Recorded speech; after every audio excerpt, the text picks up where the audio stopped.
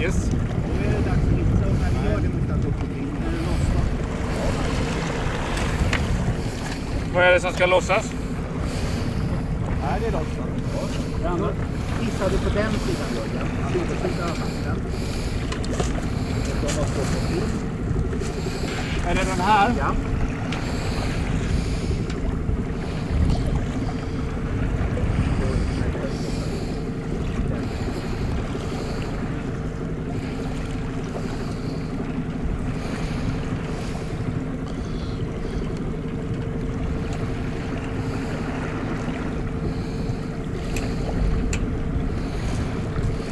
Då är det färdigt. Ja.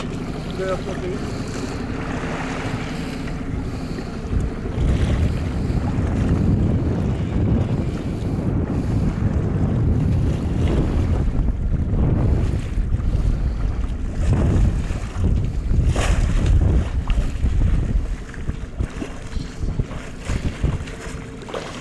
Jag börjar nu va?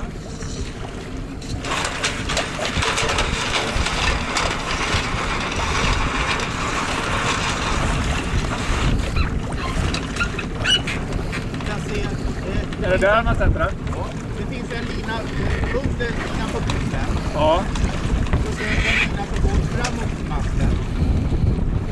Den där som är, ja just det. Lossa på den. Den sitter fast nere på bommen. Är den spänd kanske? Ja, den är jättebra. Försök på bommen. Jag vet att det är nästan stopp där. Då bara gör jag fast. Det ska inte vara så där. Det kärvar någonting. Fast. Jag kan inte göra om det då.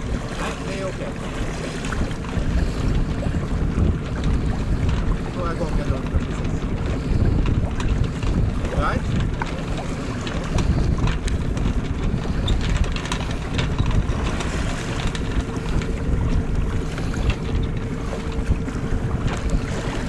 Upp för bommen nu. Vad gör man av det här? Inte upp och sen lägger innanför den andra linan. Mot masten. Har du koll på bommen Jörgen? Du ska inte få det i huvudet med det? Ja. Om det går lite framåt då kan vi gå upp i kurs. Räcker det där Jorma? Jorma? Vad säger du? Räcker det där? Ja, det tror jag.